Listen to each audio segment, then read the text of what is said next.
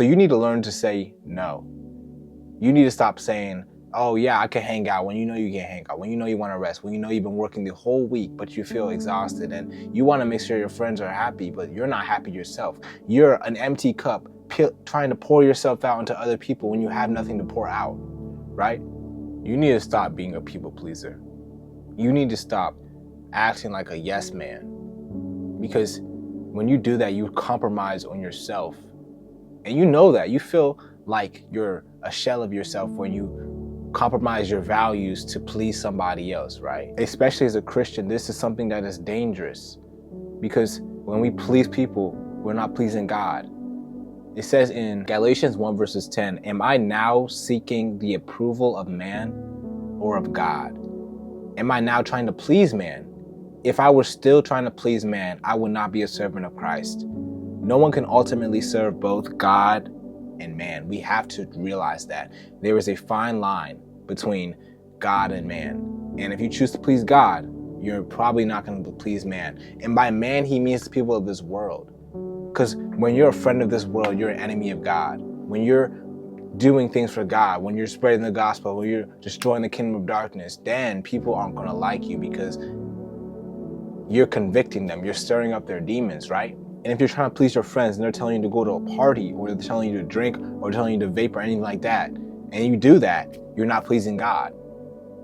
So you need to learn to say no. You need to stop saying, oh yeah, I can hang out when you know you can't hang out, when you know you want to rest, when you know you've been working the whole week, but you feel exhausted and you want to make sure your friends are happy, but you're not happy yourself. You're an empty cup trying to pour yourself out into other people when you have nothing to pour out, right? You feel exhausted, and I get it. I've been there too. I've been at the point where I felt like I was breaking apart and everyone was asking this of me and asking this of me and asking this of me. And I didn't have it in myself to give it to them, but I did my best and it wasn't enough. Right? I know, because I've been there. You need to fill up your cup before you can pour into other people. You've been walking around life with a broken cup, right? People are taking pieces of glass out of your cup, taking pieces apart from your life, and there's holes. And then when someone else tries to pour into you, it goes straight out because you're not complete by yourself, right? I know. If you were a real Christian, most people would not like you. I'm gonna keep it honest with you. And I'm not saying you should be disagreeable people. I'm saying that when you stand on what you believe, then people are going to be uncomfortable. That's the word. They're gonna be uncomfortable around you because you know what you're talking about. You are standing on business, bro. If someone asks me to hang out, usually I tell them no, because what am I gonna do? I have things to do. I am a busy person. I have people to impact. And you wanna go to a party? You wanna go to talk to girls? Are you joking? I don't got time for that. And you shouldn't either. What are you doing, bro? What are you doing? Because God has put you on this earth, especially as a man. You're supposed to be a leader. You're supposed to be a man of God, and you're here going to parties every week and talking to girls, multiple women, and you're calling yourself a man of God. I'm not trying to condemn you. I'm not trying to make you feel bad, but I'm just trying to get you to lock in because, bro, you got a mission, bro. You got a purpose. And for all the ladies out there too, you can't be just going around with all these different guys when God has made you to do something specific. I'm speaking to you. I love this part in the scripture that says, if I were still trying to please man, I would not be a servant of Christ. You're still trying to please people. And until you let that tendency go, you're not going to be able to please God. You're not going to be able to serve Christ properly because Christ, he wasn't a people pleaser. He said things plainly. He said things how they were. He was loving, of course.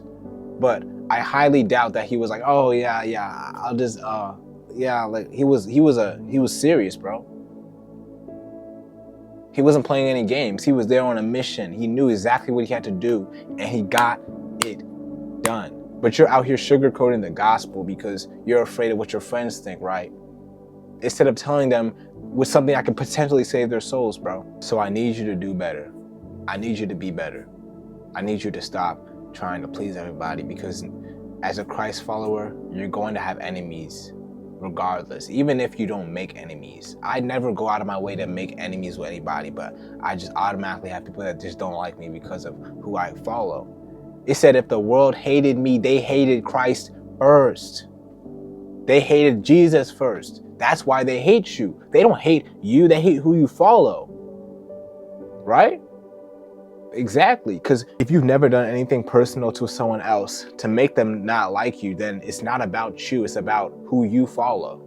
But with that said, if you struggle with lust, if you struggle with pornography, masturbation, anything like that, make sure to check out my one-to-one coaching link down below to book a call, and I can help you break free in 90 days. And if you want to support this ministry, you guys can check out my clothing brand down below in the description, and y'all be blessed and peace out.